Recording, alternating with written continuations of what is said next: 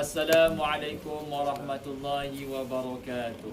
Kita mulakan pertemuan dengan membaca al-Ummul Kitab Al-Fatihah. A'udzu billahi minasyaitonir rajim. Bismillahirrahmanirrahim. Alhamdulillahi rabbil alamin arrahmanir rahim maliki yaumiddin. Iyyaka na'budu wa iyyaka nasta'in. Ihdinas siratal mustaqim. Siratal ladzina an'amta 'alaihim ghairil maghdubi 'alaihim waladdallin. Amin. Alhamdulillah rabbil alamin wassalatu wassalamu ala asyrafil anbiya'i wal mursalin Sayyidina Muhammadin wa ala alihi wa sahbihi ajma'in. Qala rabbi shrah li sadri wa yassir li amri wa hlul 'uqdatan min lisani yafqahu qawli. Qad qala Allah ta'ala fi kitabihil karim ba'da a'udzu billahi minasy syaithanir rajim.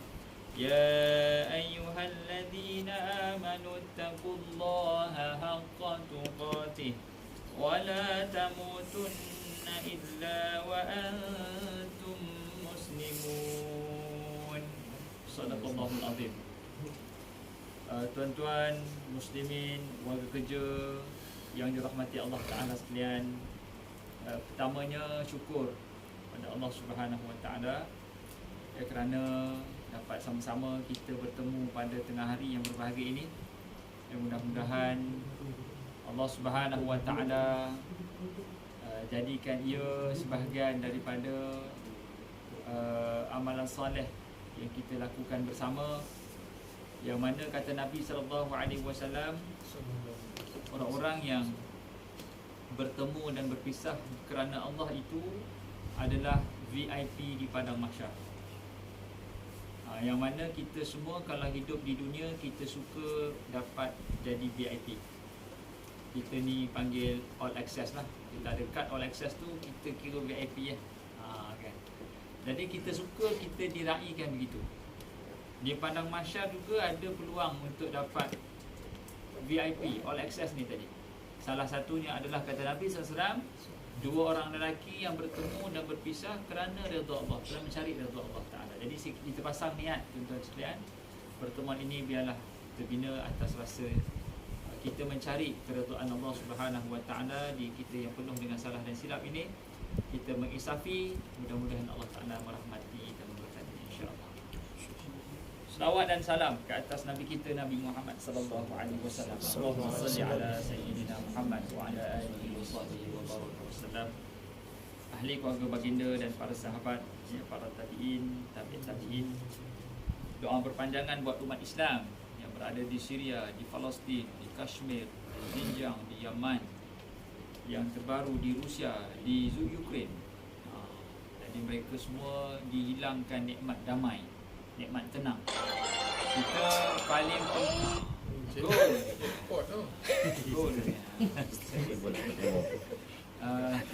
kita hidup kita ni yang paling utama sekali adalah peace of mind, ketenteraman, damai. Bila kita rasa kedamaian, kebahagiaan, maka itulah dipanggil kemuncak kenikmatan hidup di dunia ni. Ya, kita boleh ada harta banyak, boleh ada anak ramai, ada rumah besar, tapi kalau tak ada bahagia, semuanya itu tidak bernilai. Kebahagiaan, ketenangan itulah yang menyebabkan akhirnya manusia boleh buat taat dengan lebih banyak. Jadi kalau kita tengok umat Islam di tempat lain, mereka hilang nikmat tenang dan aman ni, damai itu hilang. Bayangkan, saya telefon kawan saya di Syria, dia kata bom tu kalau kita peluk cium anak waktu malam, esok belum tentu boleh jumpa.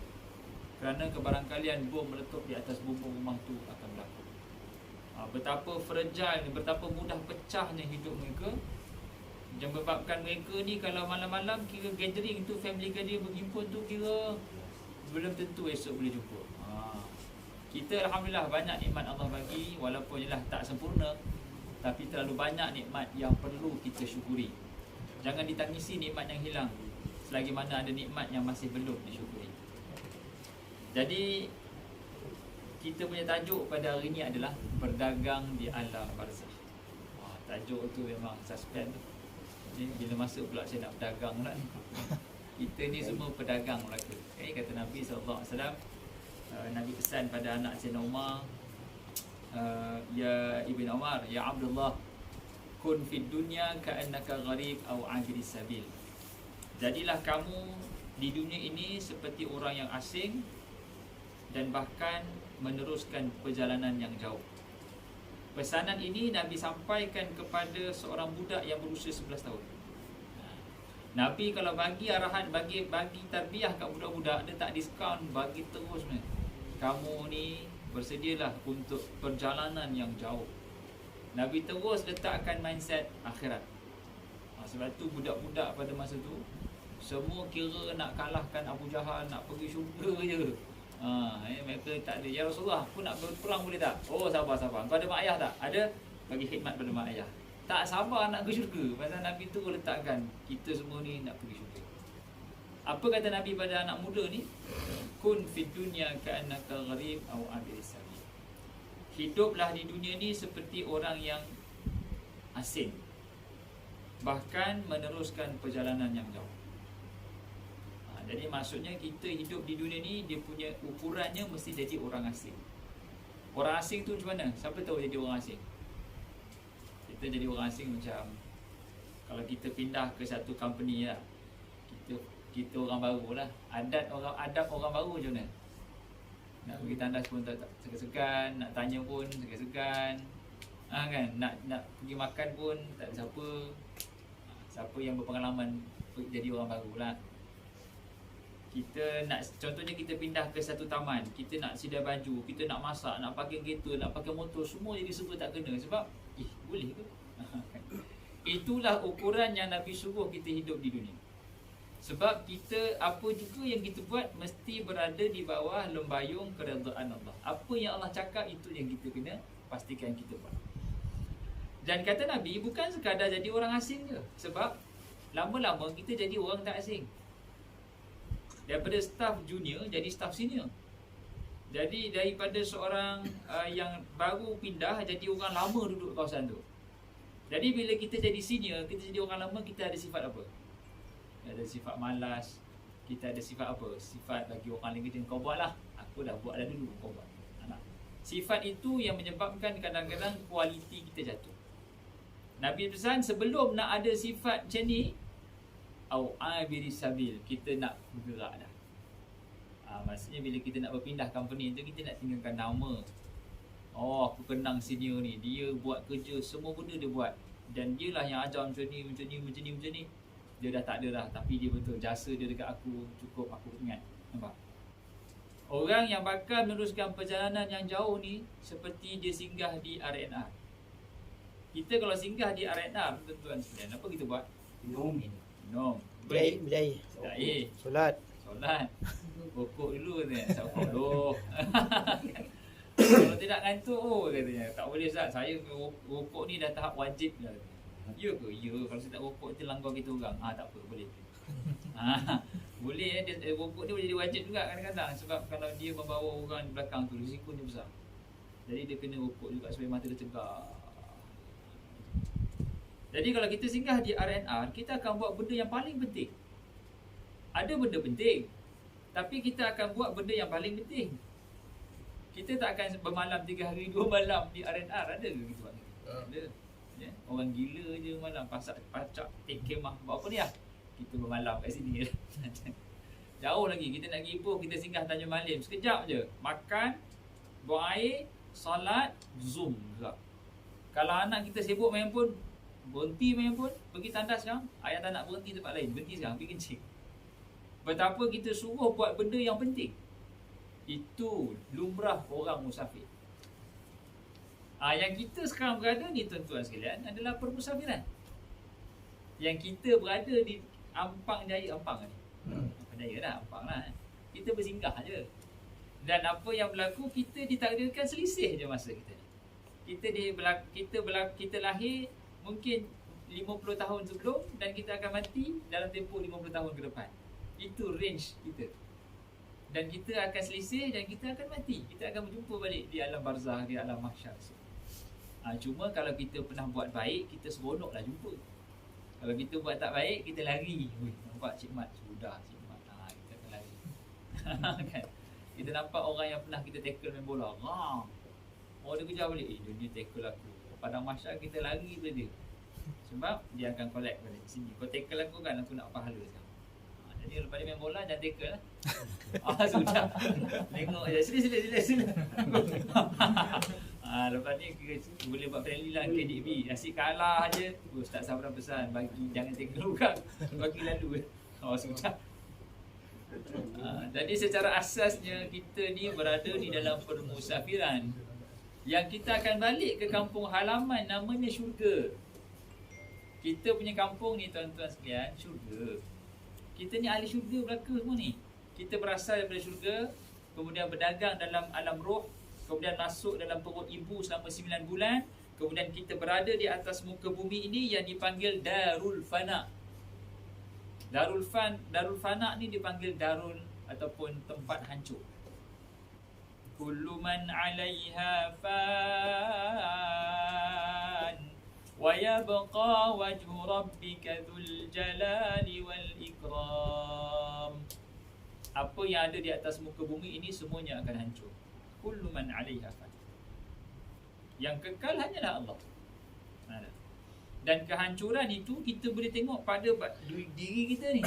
Dulu kita yang sado, yang fit, dah semakin lama semakin berusia semakin tua.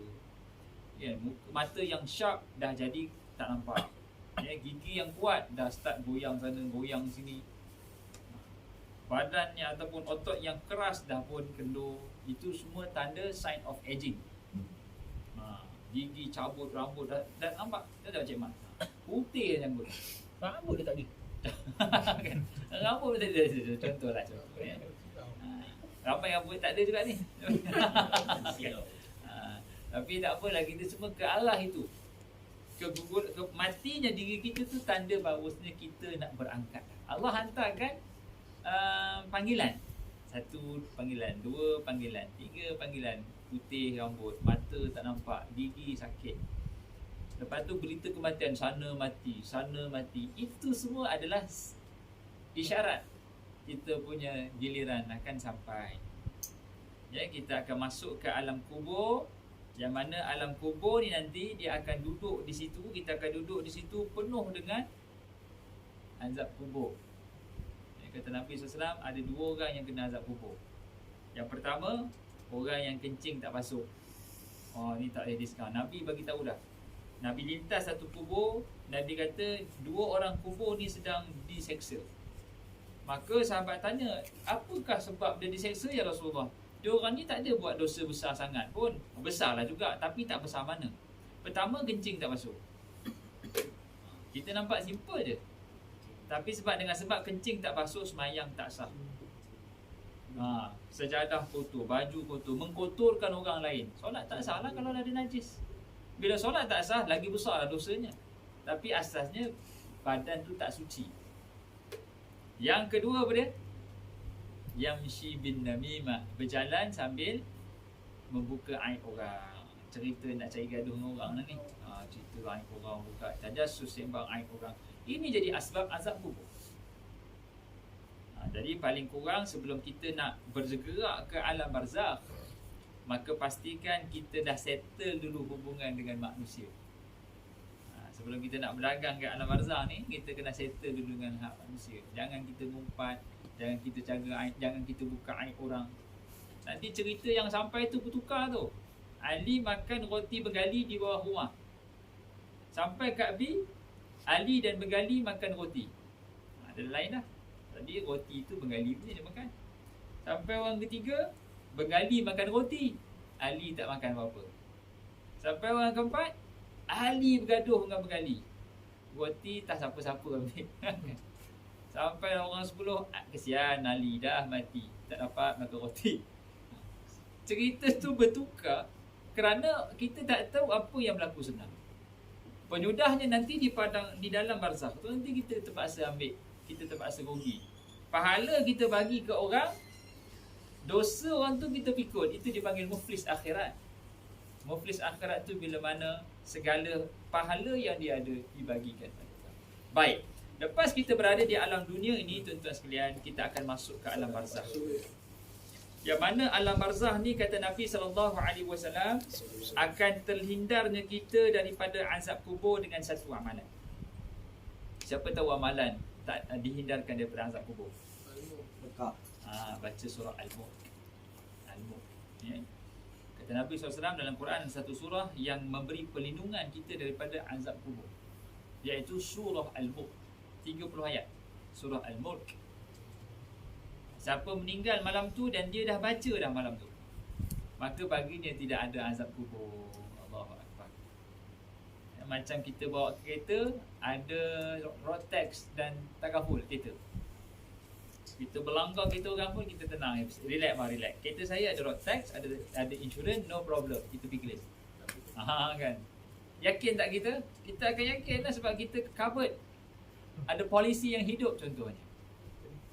Tapi kalau kita langgar kita orang, ataupun kita tak ada road tax, tengok ada roadblock, gabrah kita, kelang kabut, alamak, roadblock. Kita pun nak tekan minyak, nak tekan brake, tekan minyak, boom, langgar kita. Dengan road tax tak ada, takaful kereta tak ada, langgar kereta depan. Kalau depan tu Pro 2 boleh senyum lagi lah. Depan tu Mercedes 3 bintang, alamak, kira tak raya lah. Kira tak raya sebab nak kena bayar bumper kawan tu pecah. Itu kalau accident di dunia tak ada coverage. Tapi sayang, 1000 kali sayang, kalau accident akhirat, accident di padang di dalam kubur, tidak ada Al-Mulk. Ya, Nabi dah besar lama dah, kita kena ada Al-Mulk. Tapi betapa kita sibuk dengan dunia. Kita mungkin sibuk dengan dunia menyebabkan kadang-kadang kita tak kisah surah Al-Mulk. Jadi mulai malam ni lah, ya, kepada semua ustaz KDEB, kalau boleh tak dapat baca pun pasang MP3 je YouTube Al-Mulk. Anak kita sebelum tidur tu kita dodoi-kan Al-Mulk pasang. Nanti pun pasang perlahan je, Bismillahirrahmanirrahim, Al-Mulk. Tak lama pun, 10 minit, 5 minit dah habis dah. Ada 3 muka surat. 1, 2, 3. Boleh? Ada? Jadi perjalanan kita berdagang di alam barzakh mesti dilengkapi dengan Al-Mulk, itu persiapan. Pertama, jangan ada dosa dengan manusia yang kita carry forward. Yang kedua, kita kena persiapkan diri kita dengan suratul Mulk, barulah selamat. Kemudian tuan-tuan, lepas kita boleh. Lepas kita berada di alam barzakh, lepas tu kita nak pergi mana? Alam mahsyar. Alam mahsyar inilah yang dipanggil hari di mana kita dihimpunkan manusia sejak daripada zaman Nabi Adam sampailah manusia yang terakhir menghembuskan nafas yang terakhir. Yeah. Mati sekejap je, itu dipanggil kiamat. Kita hidup di dunia, ada kiamat kecil namanya mati. Bila tiupan sangkakala kedua kita dibangkitkan, maka itu kiamat yang paling utama, iaitu kita dihimpunkan. Di situlah kita akan jumpa para Nabi. Kita tengok live Nabi-Nabi depan, kalau berkesempatan lah, sebab manusia semua berhimpun. Kata Nabi SAW, ini dipanggil turning point sebelum kita nak bergerak. Kata Nabi SAW, La tazula qadaman abdin yawmal qiyamah hatta yus'alu anil arba'. Tidak mampu bergerak kaki anak Adam di padang mahsyar, melainkan dia kena tanya 4 soalan. Sekarang ni, tadi persiapan alam barzakh, kita dah tahu dah Al-Mulk, dan jangan ada dosa dengan manusia. Di samping tu, jaga kebersihan diri. Kencing tu berdehem. Itu maksudnya. Bila kencing tu, habiskan. Ini tak, orang ketuk, woi, power. Saya pernah pergi satu masjid lah. Masjid tu tak ada selap. Tak ada selap. Kita tengah melabur, orang tolak itu, wow, kita pun wow. Macam ni penyudahnya buang air. Aduh, azab ni. Dalam malam, tak ada lampu. Sekali tengok ada katak, sudah. Katak.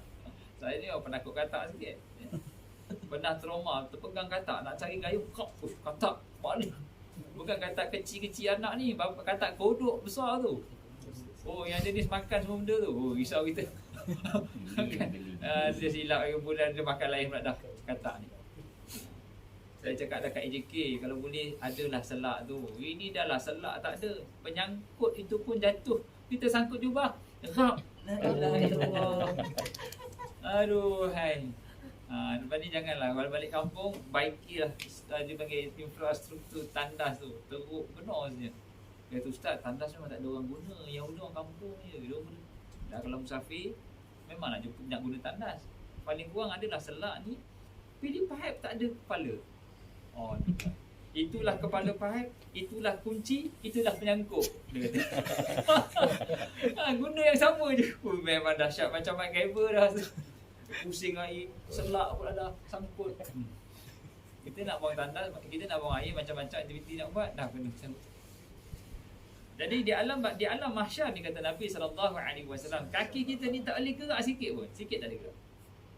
Melainkan kita kena jawab 4 soalan. Dan soalan tu telah pun bocor lama dah. Tapi yang masalahnya yang nak jawab soalan ni bukan tangan, bukan mulut. Yang nak jawab tu tangan, kaki. Al-yawma nakhtimu ala afwahihim wa tukallimuna aydihim wa tashhadu arjuluhum bima kanu yaksibun. Hari di mana mulut terkunci, tangan cakap, kaki jadi saksi. Jadi 4 soalan tu. Yang pertama kata Nabi SAW, an umrihi fima afna, tentang umurnya di manakah digunakan. Cerita pasal umur ni tuan-tuan sekalian, Allah berfirman dalam Quran surah Al-Asr, demi masa sesungguhnya manusia itu dalam kerugian. Allah bagi flat rate terus. Manusia ni kalau bagi masa, rugi manjap.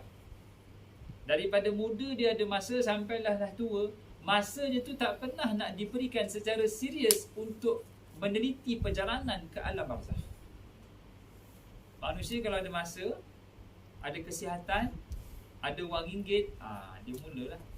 Dia akan rancang nak pusing dunia. Dia jarang, Ustaz, saya hari ni hari Sabtu, saya nak pergi kelas duha. Lepas duha, saya nak pergi ke Zohor di masjid. Asar, lepas tu kelas maghrib. Oh, jarang. Kalau ada tu mungkin 1 dalam 1000. Yang boleh spend masa dia khas untuk meneliti perjalanan ke alam akhirat. Kalau kita tengok lafaz al-asr ni dalam bahasa Arab dipanggil asir. Asir ni jus buah. Kita Encik Mak dia pernah pergi umrah. Kalau kita nak beli buah Arab dia panggil asir. Asir.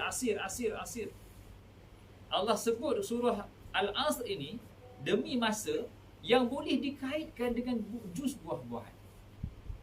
Kata seorang ulama tafsir di Syria, dia kata, kenapa Allah kaitkan masa dengan jus buah? Kerana nak dapatkan masa yang hebat, yang ada kualiti, dia mesti tengok macam mana petani menghasilkan jus buah yang berkualiti. Macam mana petani jaga tapak semayan dia? Dia akan pilih tanah yang betul, tanam buah yang betul, dengan kiraan jarak yang betul, dengan kadar air yang betul, dengan racun yang betul, dengan pekerja yang betul. Kan dia buat gitu kan? Nak tanam durian musangking kena buat macam mana? Kena tanah yang betul, jarak yang betul, air yang betul, baja yang betul. Dia tak boleh tanam durian musangking dekat tanah gambut, tombang pokok tu. Nak tanam nenas, tanah gambut, dia tak boleh tanah kerah pasir macam tanam durian, pasal nenas perlukan air. Jadi petani ni dia akan baca tanah tu pokok apa nak tanam. Tumbuh pokok.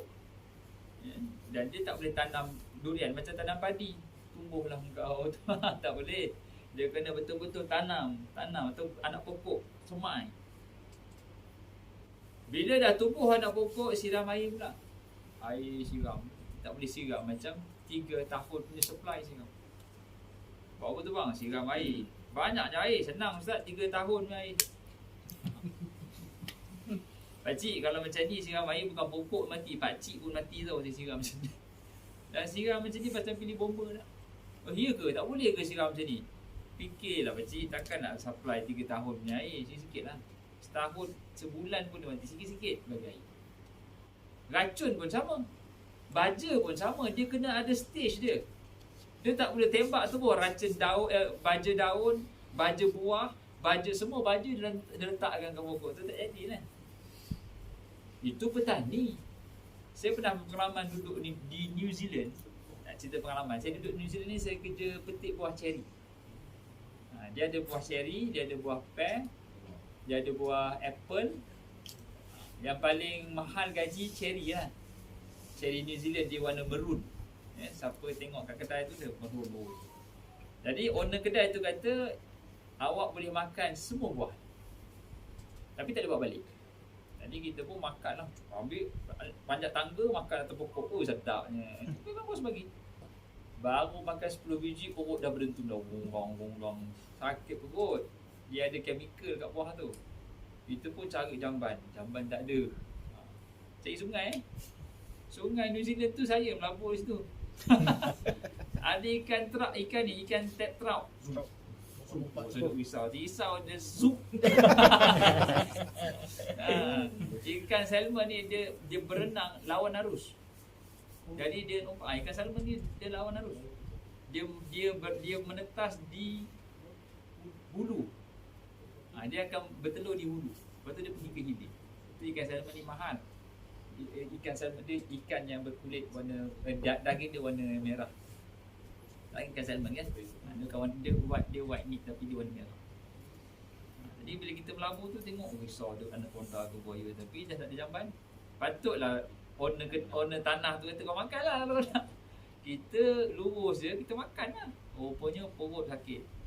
Memang tak makan dah lah. Tengok cari cantik dia kena basuh.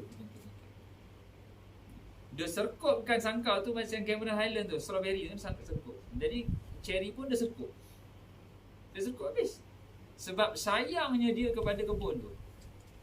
Dia siap pasang speaker. Saya pergi satu hari tu saya bawa tangga. Apalah speaker lama dalam hutan, dalam kebun. Saya pun kangkangkan tangga tu panjang. Sekali masuk dia pukul jam baru, boom dia tembakan. Tembak, jatuh lah kita.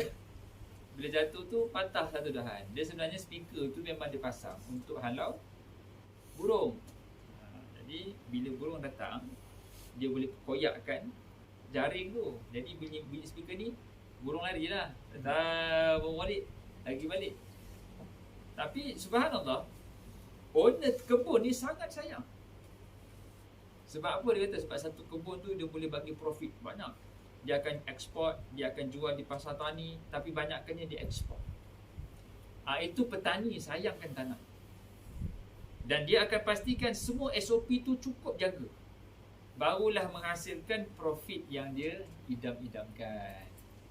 Samalah masa dengan jus itu yang Syekh ni kata, samalah manusia kalau nak menghasilkan masa yang berkualiti.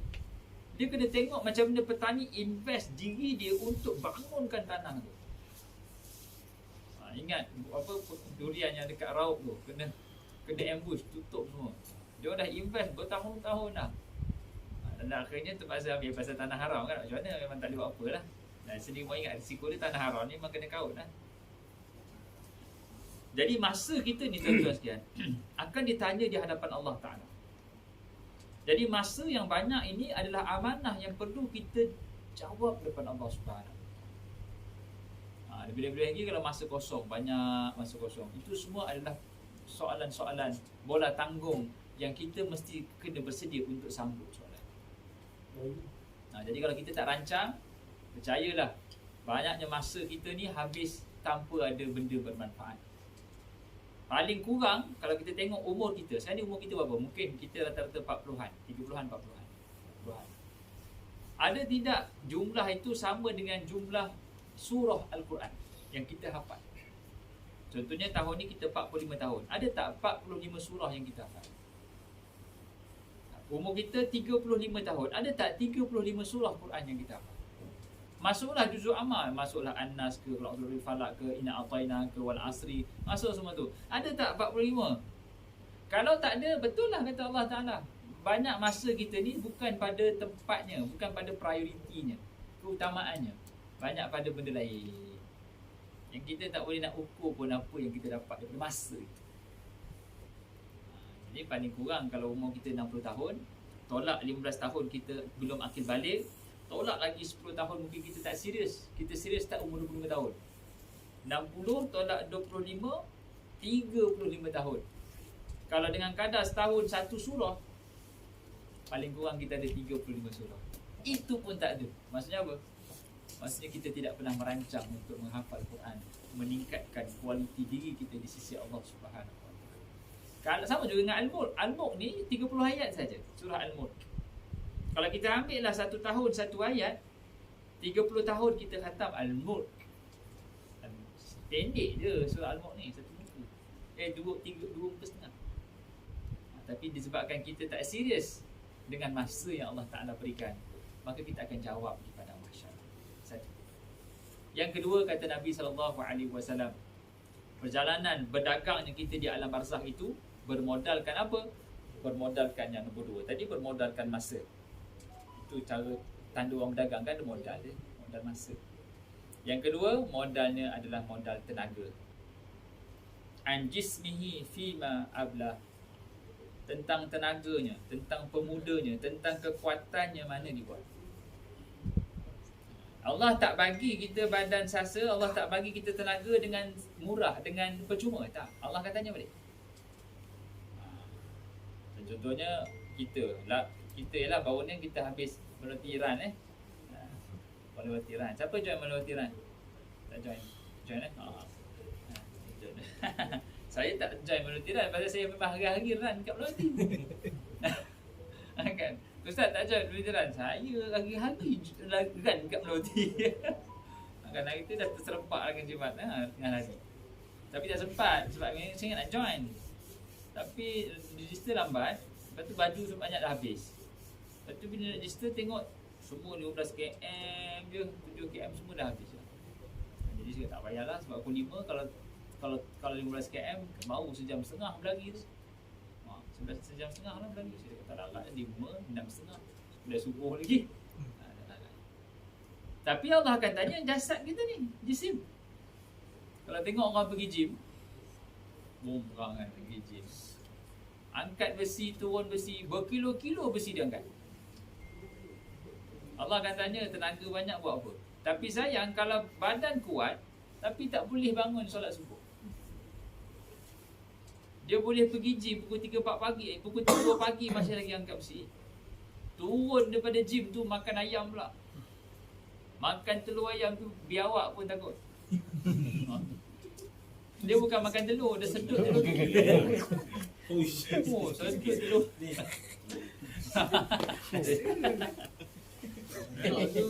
Kita standard makan telur sebulan 1 papan. Dia 3 hari 1 papan. Oh, biawak tengok kata ni bukan. Habislah aku tak ada makan telur lah. Ni biawak. Allahu Akbar ni.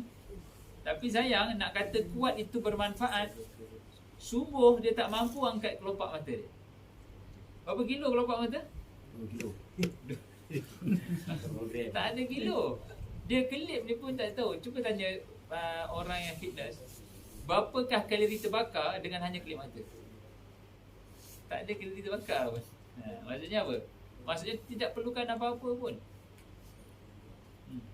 Tapi punyalah lemah manusia itu. Dia sekuat macam mana pun kalau dia tak mampu membuka kelopak matanya di saat azan subuh. Talalah speaker tu dekat corong rumah dia. Allahu Akbar, Allahu Akbar tu. Oh, beratnya. Tidur. Tadi gym 50 kilo pun relax. Tapi dia tak makan. Dia boleh pergi macam-macam aktiviti. Dia boleh cyclist, dia boleh pergi masuk Ironman, running, swimming. Tapi kalau masjid tak boleh pergi, maksudnya apa? Tenaga itu tenaga yang sia-sia. Allah akan tanya, tenaga banyak buat apa? Bukan nak angkat senjata lawan Palestin, lawan Israel.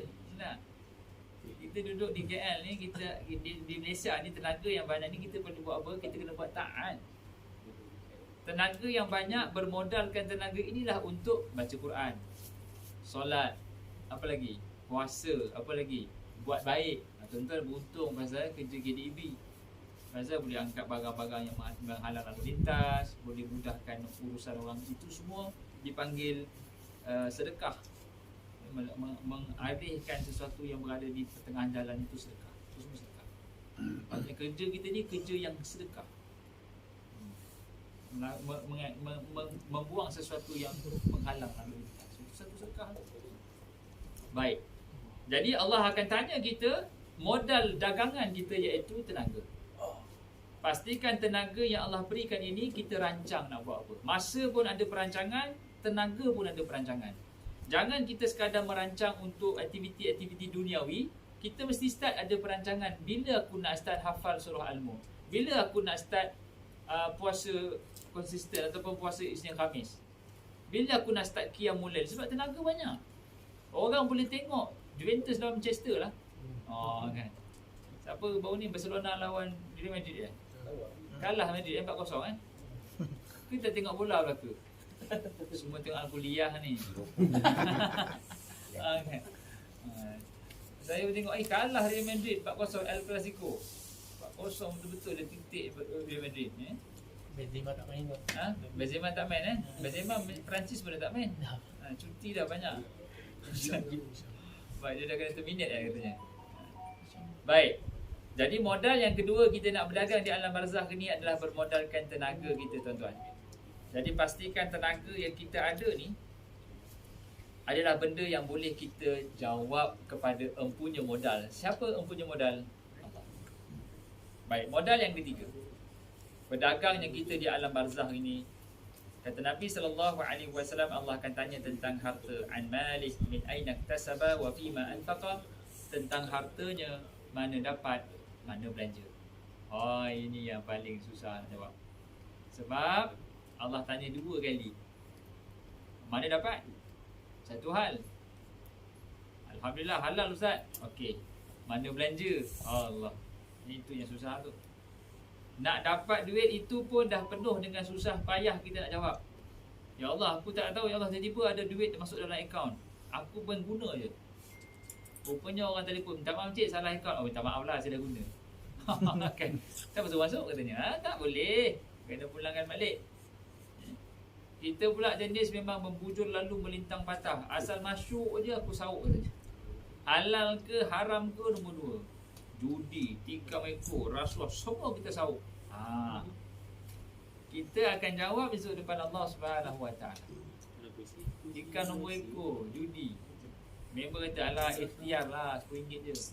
Ikhtiar tikam nombor ekor. Bunyi macam Arab Islamik tapi tikam nombor ekor. InsyaAllah. Dah lah tikam nombor ekor bawa pergi surau pula nombor tu. Tengah rokok jatuh nombor. Siapa ni? Bapak tak kenal nombor siapa dah sokong si. Nombor dia nak cover. Awak punya ke? Bukan saya punya. Saya punya ada kat poket. Saya punya ada poket. Dandan banyak kat kuping. Sekali nak ambil dan sujud, angin tiup terbang depan Bilal. Bilal pun cek. Punya ada. Bilal pun tikam juga. Aduh, kat Melawati tu ada 4 kedai tikam nombor ekor. Ada Sport Toto, ada Magnum. Aku tak ingat lagi lah. Tapi saya kalau Sport Toto, Magnum tu mesti ramai orang. Saya lepas main Jumaat, saya ronda-ronda makan cendol tengok. Ya Allah, haji kita tikam nombor ekor lagi. Dengan baju Melayu tu kita tikam nombor ekor. Lebih baik dia simpan kopiah. Kalau pakai kopiah mau Bengali tu haji, tabung haji depan sikit. Mengangguk betul lah haji. Dia kata tak apalah ustaz, duit banyak, tak tahu nak buat apa, tikam nombor lah. Jadi Allah akan tanya tentang harta, mana dapat? Jadi segala pelaburan kita yang tak patuh syariah, kita kena alert. Kita ada duit kita dalam akaun. Akaun tu Islamik ke tak? Kita ada Maybank, kita ada Public Bank, kita ada CIMB Bank, kita ada Bank Islam, kita ada Bank Muamalat. Sekarang ni senang sebab semua bank ni dia ada Islamik dah. Kita pergi je kaunter, kak saya nak Islamik boleh tak? Boleh. Kenapa tak cakap? Saya nak tukar. Perlu ke tidak tukar Islamik? Persoalan dia. Perlu. Kenapa perlu? Sebab akaun kita tu, duit tu digunakan untuk melabur di tempat haram. Lepas tu dia akan bagi sikit lah, 20 sen, 50 sen, sikit je sen-sen tu. Bagi kita sikit. Tapi kalau 1 juta orang masuk duit kat situ, dia bagi fund kepada arak, judi untuk running. Kita memang dapat 20 sen. Saya 20 sen Ustaz, tak pandang pun, saya tak ambil pun, katanya. Betul awak tak ambil. Tapi kalau sejuta orang tak ambil 20 sen, berapa banyak dia untung? Contohlah, dia untung tu, dia rolling business tu, kaya dapat. Yang disebut dalam Quran, wala ta'awanu 'alal ithmi wal udwan. Jangan tolong-menolong pada dosa. Persoalannya kita sedang menolong dia, bukan kita ambil manfaat. Istilah dia tolong dia meniaga haram. Itu yang tak boleh. Maka sebab tu kita kena tukar ikon Islam. Yang kedua, KWSP Islamic ke tidak? Baru tukar, alhamdulillah. Yang terbaru yang dinyatakan oleh penasihat syariah KWSP Dr. Akram Al-Din, dia kata 85% orang penjarum tak tukar, orang Islam. Dia bukan tak nak tukar, tapi tak berat. Kena tukar ke? Dia macam tak tahu. Kena tukar. Kena tukar sebab kita membantu orang meniaga arak. Kita memang tak minum arak. Kita memang tak judi. Kalau kita pergi masjid, kita marah orang buka kedai arak depan masjid. Apa buka kedai arak depan orang Islam ni? Marah tak kita? Memang marah. Tapi akhir tahun kita dapat dividen. Dividen tu kita lah yang funder dia. Kan marah lah tu. Kita yang fund dia untuk dia buka kedai arak. Sebab tu dia boleh, sebab tu kedai-kedai ni dia boleh hidup. Sebab bisnes-bisnes ataupun pelaburan-pelaburan yang tak patuh syariah ni diberikan pada mereka. Sebab tu saya pesan pada semua staf KDAB, kalau ada KWSP tukar kepada syariah. Itu atas individu, bukan company. Individu yang kena pergi apply.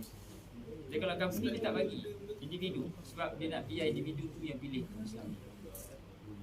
Dividen yang sebelum tu macam mana?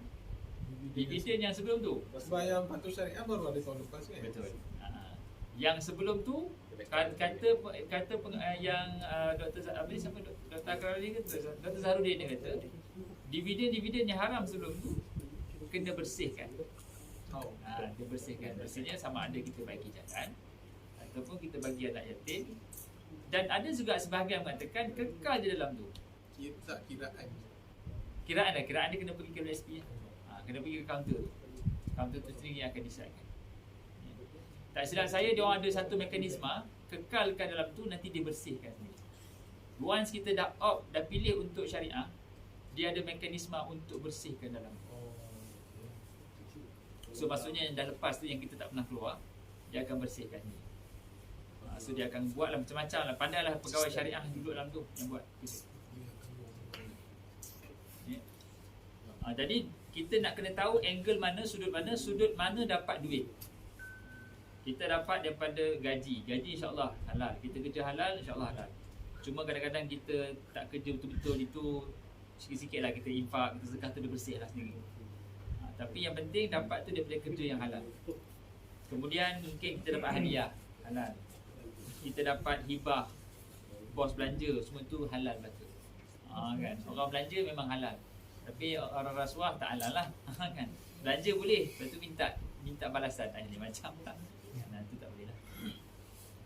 Satu. Yang kedua, bab harta ni dia bukan sekadar dapat, belanja mana. Min aina tasaba wa fima anfaqa. Itu yang sakit. Sebab bila kita ada duit, kita kadang-kadang tak bayar zakat. Kadang-kadang kita berbelanja lebih untuk benda-benda yang tidak berfaedah. Dia dalam perbelanjaan ni dia ada satu perbelanjaan yang daruri.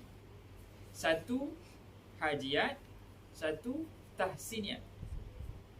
Daruriyat ni rumah, kereta, bil elektrik, bil air, bil telefon, itu must have.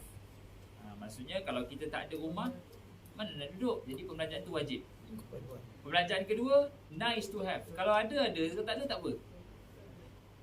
Contohnya mungkin kita ada kereta, tiba-tiba kita nak ada kereta besar sikit sebab anak dah ramai. Tapi still ada kereta. Daripada kereta Proton ataupun kereta 5 seater kepada kereta 7 seater sebab anak ramai, kita beli Alza. Itu penambahbaikan.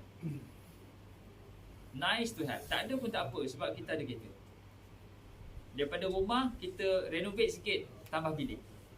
Tak ada bilik pun tak apa, tapi still kita kena renovate sebab anak dah ramai. Jadi itu pembelanjaan istirahat.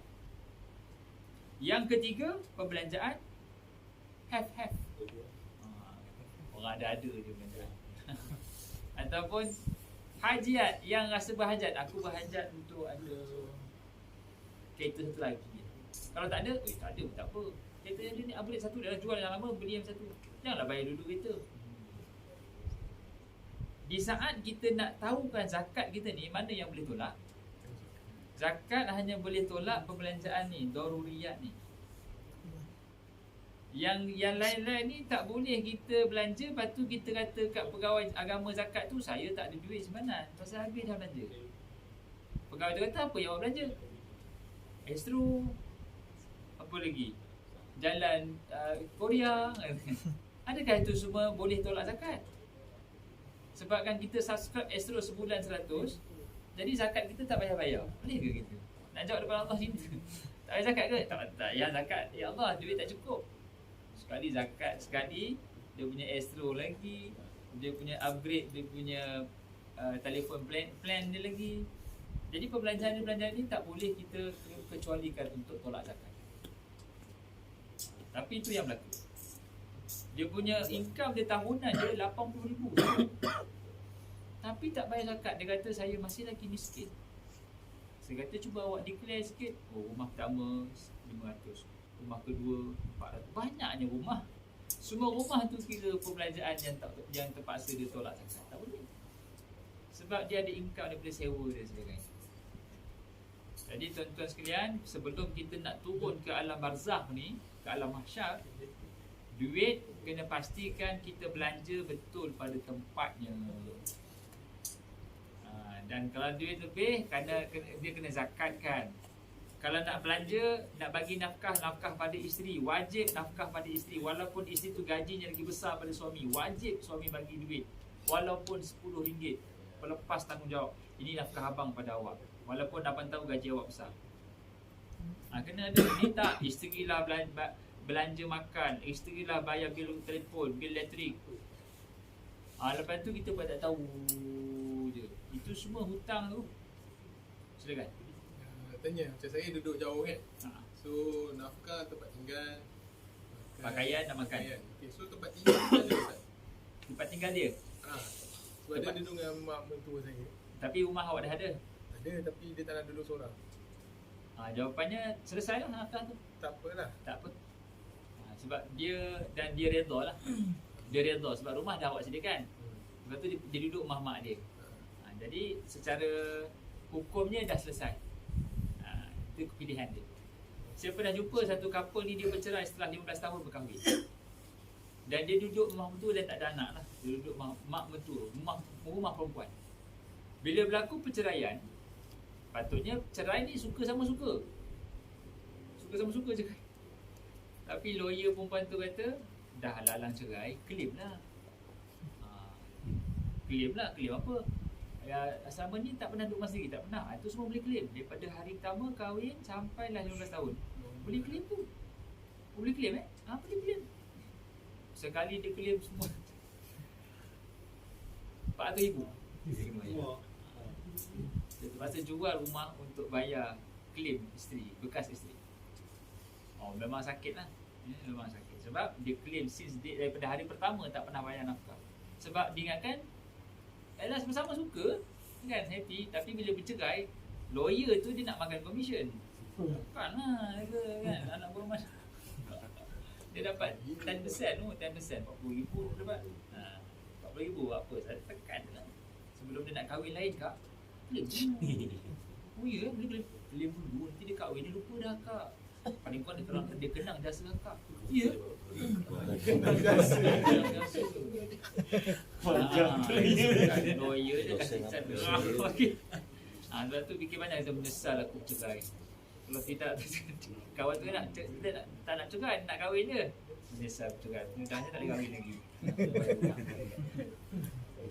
Jadi cerita nafkah kepada isteri ni, kalau isteri halalkan, dan itu satu isu.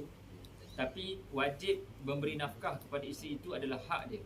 Allah akan tanya, kalau kita ada duit banyak, boleh beli macam-macam benda-benda lain lah, tapi nafkah isteri tak bayar, itu itu dosa. Kena bayar nafkah isteri, nafkah anak. Sebaik-baik sedekah kata Nabi SAW pada diri sendiri, pada isteri, pada anak-anak dan orang di bawah jagaan kita. Kemudian baru orang lain, kawan, member. Nafkah isteri ni, isteri tak pernah tukar baju, tak pernah beli baju baru, tak pernah beli tuala tu dah bertarik lalat, telekung pun tak pernah tukar, teruk. Paling kalau boleh telekung tu jangan dah sampai berpulat telekung tu. So jangan pun ya Allah terbuk. Belilah sesuatu untuk itu. Silakan. Yang pakaian tu ada orang kata yang 2 helai Setahun. pakaian tu setahun tu Setahun so 2 dia helai. start daripada Sepasang. daripada tubuh anak tubuh semua tu Sepasang Betul betul. diri. sampai stokit. Sampai hujung, sampai habis. Maksudnya kalau kita beli 2 helai yang dah cover semua, selesai lah. Luar dalam lah. Luar dalam lah. So maksudnya apa yang dia perlukan untuk dia, kalau dia keluar cukup tutup aurat. Yang ikut uruf lah. Dia kata, abang dah beli telekung, Siti Khadijah dah pakai telekung je lah keluar. Agak-agak abang. Kan, mana ada orang pakai telekung je, rumah tuan tu kat mana. Kan, pakai telekung itu bukan uruf dia. Uruf kita bukan pakai telekung je. Uruf kita pakai baju biasa, pakai jubah ke, pakai seluar, pakai baju labuh ke, dengan tudung. Itu dia punya hak dia. At least beli baju raya haji, raya Aidilfitri dah selesai. Wajib. Ustaz, saya ada 6 anak. Mana 6 anak ni saya dah spend diorang lah. Dengan duit untuk pelajaran diorang, duit semua dah lah. Selesai dah. Masya-Allah. Okey, setiap satu rumah, satu anak saya dah spend duit satu rumah lah. Masya-Allah. Betul kan? InsyaAllah Ustaz. Maknanya sekarang ni saya cuma tanya Ustaz lah. Adakah tanggungjawab saya untuk nafkah anak dan isteri saya? Ini saya tak ada pun, diorang boleh hidup lah. Adakah dah terlepas? Masya-Allah. So kalau begitu dah selesai dah lah. Maksudnya kita dah selesaikan segala keperluan mereka dari sudut tanggungjawab memberi nafkah. Selesai. Dan lagi satu Ustaz yang tadi untuk bekalan saya di akhirat, baru-baru ni saya beli sebidang tanah lah, Ya. Kelantan, dengan harga yang saya dengan adik-adik Ya, orang. kumpul. So niat kita orang untuk buat tahfiz dia. Masya-Allah. Jadi untuk proses itu dalam proses lah. Itu dah tiga Masya-Allah. yang saya dapat lakukan Ustaz. Masya-Allah, betul. Itu satu usaha yang sangat bagus. Kalau pertama sekali nafkah anak dan bini dah selesai, kemudian kita sediakan saham akhirat kita lah, kita buat tahfiz. Itu satu contoh yang terbaik lah untuk kita. Paling kurang ada tempat untuk anak-anak kita berteduh lah bila mana kita dah. Dan yang terakhir, harta ni 2 soalan, mana dapat mana belanja. Dan yang terakhir kata Nabi SAW, sebelum kaki kita boleh bergerak di padang mahsyar, Allah akan tanya berkenaan dengan ilmu, an ilmihi fima fa'ala fih, tentang ilmu manakah kita gunakan. Ilmu ada 2, satu fardu ain, satu fardu kifayah.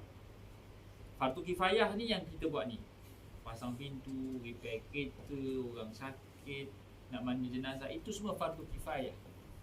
Kalau ada seorang cikgu dalam kampung kita ni, yang lain tak payah. Ada seorang doktor, yang lain tak payah.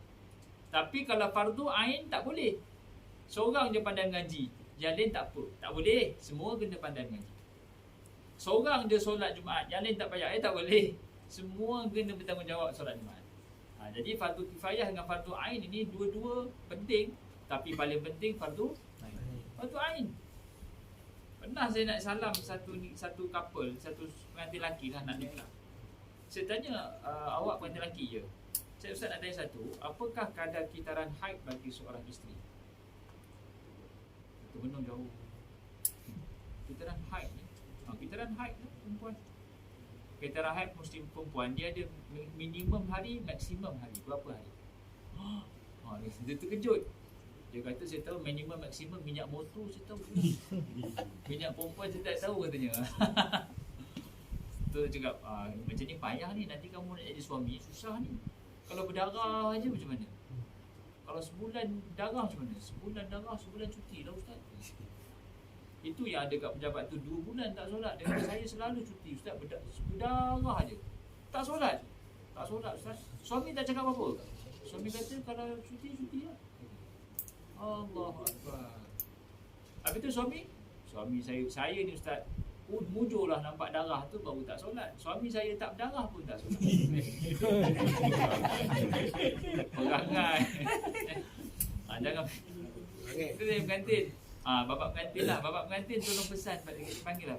Dia tak tahu ni kadang-kadang haid boleh tak pakcik terangkan kat bakal menantu. Pakcik pula terkedua lah. Ustaz, orang dah ramai ni Ustaz, jangan macam-macam.